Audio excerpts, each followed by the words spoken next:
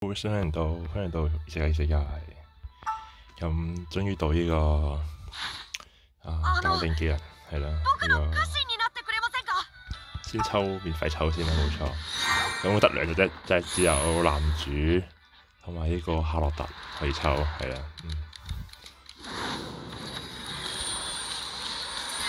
其他都冇啦，冇錯。咁我就呢排抽30年抽啦，冇錯，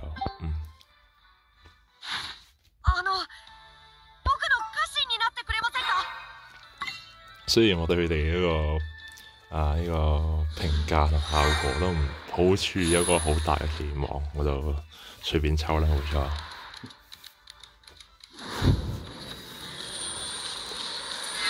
因為中到男主我都覺得應該唔會啲未用，因為佢哋應該都唔係特別好用。因為真係玩盾積咧，即係嗰啲即係用處真係唔係好大。因為主要好似係盾積都係食傷害，都係一般傷害，冇減傷係啦。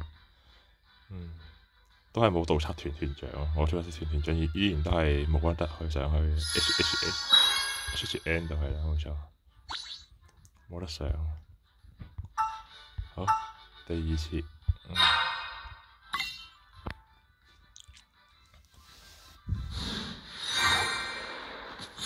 因為夏洛特感覺上都係啲範圍嘅呢個乜嘢係啦，遠程法師有喎，終於可以變成50呢佢終於變50呢可以。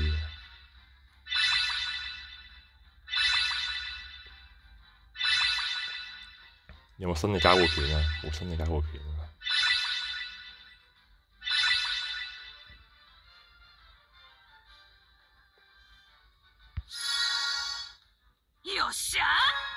終於 HHN 冇錯，可以50呢佢，終於高尚啲啦佢。好，最後一抽，果然係要還嘅，呢啲情況係要還，運氣呢啲係要還。咁呢個就必中嘅，咁就睇做邊隻啦。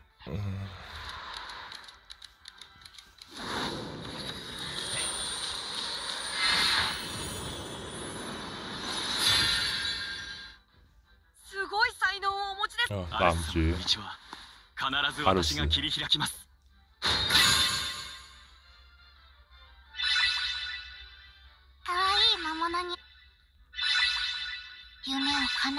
リーツさん同埋呢個アルス。有冇夏洛特啊？沙洛多可以沙洛多。係冇嘅係，算啦，冇所謂啦，唔追啦。